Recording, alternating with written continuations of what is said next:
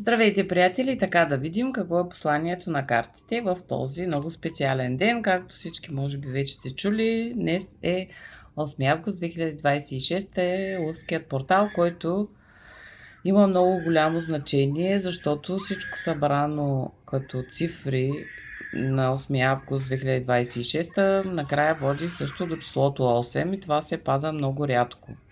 Така че за манифестация, за започване на нещо ново, за някакъв нов тип в живота, нов път в живота, нов цикъл е много подходяща и много силна тази дата.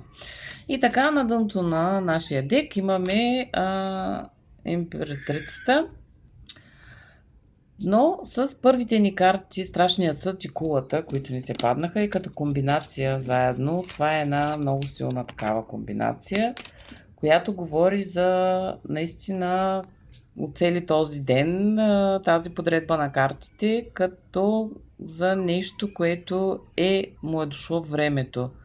И вие осъзнавате, че трябва да приключи този стар цикъл с Страшния сън и с Кулата, извинявайте, за да може да се разруши този наш модел стар на мислене или някакъв начин на живот, който водим. Трябва да се преобрази по някакъв начин изцяло това нещо, за да направим място за новото начало, за новия цикъл в живота ни. След срутването, след промяната на мисленето, след това ние да стигнем наистина до това заключение, което в последните дни или месеци, може би, се е зараждало малко по малко, идва точно този период, в който вече няма как ние да не му обърнем внимание на това чувство и на това неудовлетворение, което изпитваме, за да приключим с това нещо. Със следващите ни карти 7 от чаши, 3 от чаши, 4 от чаши и пажа на пентаклите, идва наистина това е едно движение. От възможността, 4 чаши, да стигнем до 3 чаши, това е едно движение, една промяна към по-добро. Този застой, тази наша, да се изразя по-точно, сякаш до момента винаги сме оставяли това чувство и тези неща, които сме изпитвали, сме усещали вътрешно, че трябва да променим нещо изцяло, да се оттърсим от мисленето си, от начина на живот, който дълго години вече като цикъл е едно и също, до действието вече и взимането на решението с 3 от чаши, да променим наистина това и да празнуваме това нещо и да ни доведе до много по-добри възможности, които ще ни доведат с императрицата до едно равновесие, до един баланс, до някаква нова възможност, някакви нови срещи с хора, някакви новини, някакво съобщение, някакви неща такива ще се случват тук в близкото бъдеще. И следващата карта след императрицата на дъното на дека е Асо от чаши, което също означава, че ще има една пълнота, една такава. Ще видите по някакъв начин как нещата се променят, как нещата трябва да затвори този стар цикъл и да се отвори новия. То някак се става неизбежно. Виждате отражението на пълнолунието тук в тази чаша и как всичко тук с тези две отстрани, други луни, води до един синхрон, до едно наше вътрешно такова спокойствие, което ни е много нужно в дадения момент и за близкото бъдеще, защото не може да се продължава, както казах вече, по този стар модел, който се живее, който ние функционираме, с който ние предаваме нашите сигнали към Вселената ни се връщат обратно и това не ни харесва. И ние го осъзнаваме това нещо, но ни трябва нещо, което да ни разтърси и този момент набъбва и кулминацията е в много близко бъдеще. Скоро, до месец-два максимум, според мен, нали, до такава степен вече нещата ще назреят, че тази кула наистина ще се срути и тя е за добро.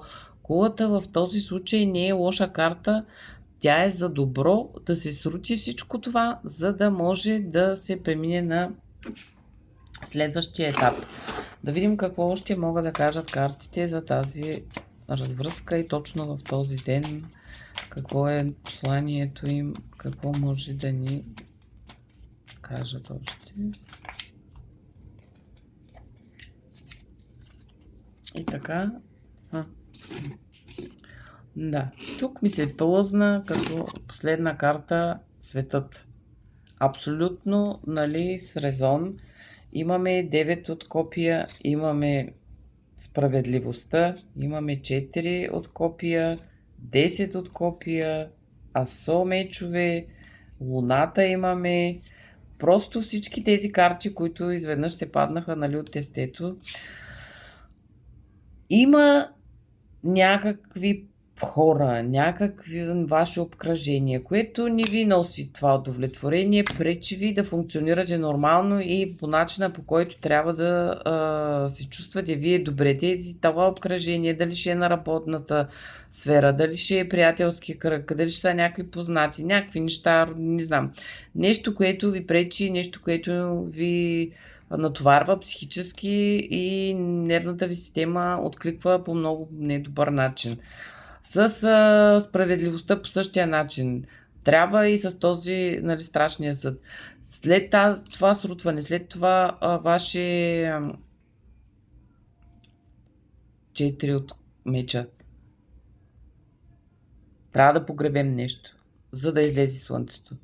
Трябва да загърбим нещо задължително. С 10, нали, от копия по същия начин. Трябва да изгорим тези 10 копия. Трябва да се свърши с това нещо. Трябва да забием меча, да решим веднъж за винаги, че на това нещо трябва да се сложи край на този начин. И с луната, нали, което е едно прераждане, преобразуване на целия вашия свят, на цялото ваше мислене, за да може да дойде след кулата новия свят, в който вие ще се чувствате, както казах, с императрицата в свои води. Това ще бъде вашето нещо. Това ще бъде начина, по който вие ще погледнете на света и ще някакъв абсолютно все едно ново виждане през вашите очи на самия живот, на самия свят, как функционира и как вие трябва, нали, да бъдете в синхрон с това нещо, за да може да продължите напред и да се чувствате себе си най-накрая. Защото всичко това, което се прави до момента, не е вашето и не е това, което трябва. Ангелското таро обновление, необходимост, няма как. Просто трябва да преразгледаш всичко, да го прецениш. Имаш много положителна оценка, нали, на фактите. Време е да поемеш в нова посока. Трябва да погледнете на фактите, трябва да приемете фактите, че вече това не е вашето нещо. Трябва да се отървете от нещо, което ви кара да се почувствате по този начин, да отворите място за новото. И пак, както казах с тази днешна дата, нали, много е важно да решите веднъж за винаги, че трябва да то решението ще дойде. Пътя, по който, нали, трябва да поемете, все още не ви е толкова ясен, но няма проблем с това. Не винаги е хубаво да се знае точно какво ни предстои. Хубавите неща се случват ненадейно, случват се внезапно, случват се без причина, така че отворете сърцето си, поемете риска и се отървете от всичко това, което ви задържа към стария модел.